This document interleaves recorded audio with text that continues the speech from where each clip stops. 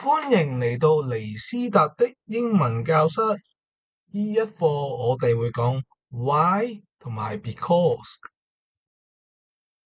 首先講下 why 係乜嘢？why 係一種叫做 open question 嘅問題。除此之外，佢哋可以叫做 W.H.question 嘅其中一個。咁佢嘅作用係乜嘢咧？就係探求原因，取得相關資訊。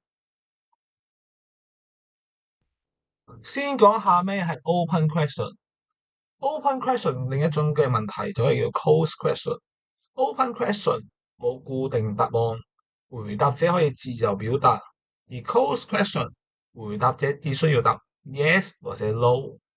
咁常用嘅疑問詞有 why、how、what、where、who 同埋 how。先講下 W.H. questions。W.H. questions 只有7個字係由 W.H 開始嘅，好似有 why 問原因啦，who 問人啦角色啦，what 問事物啦行為啦定義啦，同埋一個叫做 how 嘅例外。而 how 係好多延伸嘅用法，例如我哋可以用 how many 嚟問數量可以數嘅，how much 問數量唔可以數嘅同埋價錢，how long 問時間長度，how far 問距離，how often 問頻率等等。通常我哋回答 why 嘅 question 嘅時候，我哋都唔需要答完整嘅句子，好似當我哋答以下嘅問題：Why do you study English? Because I want to travel. Why is he happy? Because he scored full marks. 除此之外，why 同一個 phrase 叫做 how come 嘅作用差唔多。而家講下 why 呢個問題嘅回答，特別係講句子結構。首先有4種嘅問句嘅結構，而後邊就有4種回答嘅結構。咁之後喺回答結構裏邊咧，我哋會睇到有個叫原因嘅中文字啦。咁其實原因咧就叫等於 dependent clause，叫做從屬子句。而從屬子句其實亦係同 subject 加 predicate 係一樣嘅，即係必須有主語同埋謂語。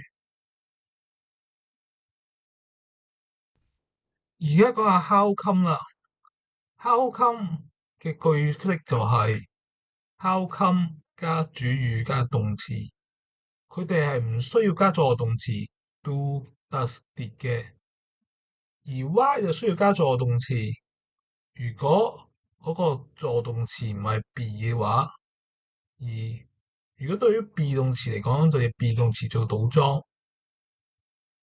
睇下以下嘅例子 ：How come you are late？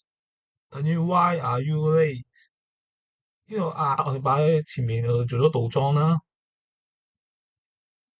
How come she likes pizza？Why does she like pizza？Does 係一個助動詞。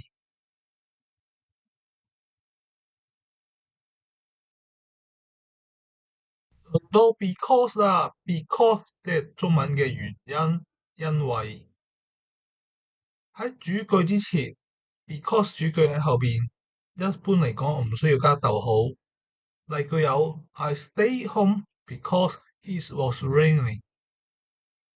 如果 because 嘅主句喺前面，主句喺後邊，通常要加逗號，分隔子句。